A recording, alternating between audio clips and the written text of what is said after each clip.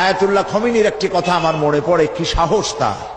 ইমান আকীদা যাই থাকুক, আকীদার প্রশ্নে আমরা আপোষ করব না, কিন্তু এই কথাটা তো বলতেই পারি।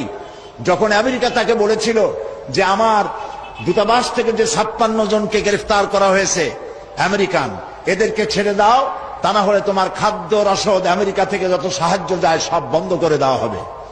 আয়াতুল্লাহ খমেনি জবাব দিয়েছিলেন আমেরিকান প্রেসিডেন্টকে, তুমি কারে খাবারের ভয় দেখাও?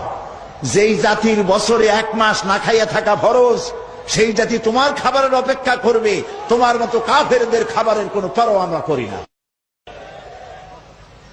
মুসলমানেরা যখন ঐক্যবদ্ধ হয়েছিলেন, আল্লাহ তাদেরকে বিজয় দান করেছিলেন সেখানে।